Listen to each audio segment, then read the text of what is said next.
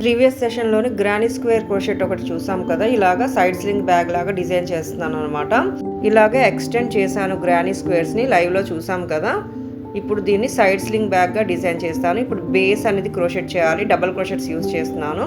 ఒక 6 rows ఏమో చేస్తాను. దట్టు బోత్ ప్యానెల్స్కి బ్యాక్ లూప్సే పిక్ చేస్తున్నాను, ఎందుకంటే బేస్ అనేది సెపరేట్గా అటాచ్ చేసినట్టు రావాలి.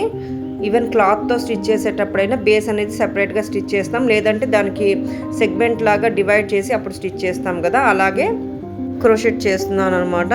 డబల్ క్రోషెట్సే యూజ్ చేస్తున్నాను. ఒక 6 rows ఏమో చేస్తాను double crochets.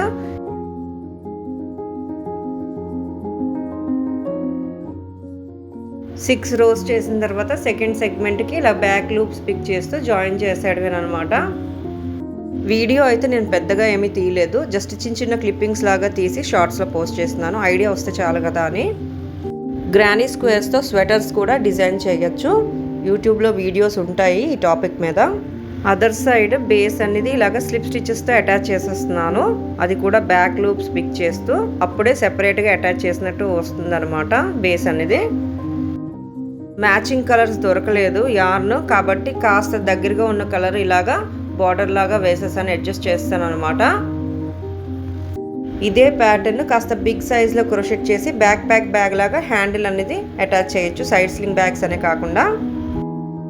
So base crochet చేసిన తర్వాత సైడ్స్ కూడా అటాచ్ చేయాలి కాబట్టి 1 row each side double crochets తీసుకుంటాను, తర్వాత అటాచ్ చేసేస్తాను. బేస్ కూడా ఇలా అటాచ్ చేయాలి క్రోషెట్ చేస్తున్నప్పుడే.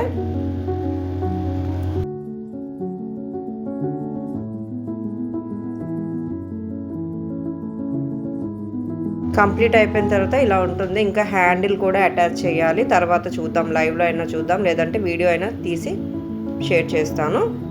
ఇలాగా డ్రా స్ట్రింగ్ బ్యాగ్ లాగా 2 strings ఇలాగా అటాచ్ చేస్తాను బోత్ సైడ్స్. హ్యాండిల్ కూడా ఇస్తాను. సైడ్ స్లింగ్ బ్యాగ్ లాగా డిజైన్ చేద్దామని అనుకుంటున్నాను అనమాట. ఇది ఫైనల్గా చాలా చాలా బాగా వచ్చింది. కలర్స్ మ్యాచ్ అవ్వకపోయినా బార్డర్స్ యాడ్ చేశాను కాబట్టి ఇలా వచ్చిందనమాట. లైనింగ్ కూడా యాడ్ చేయొచ్చు.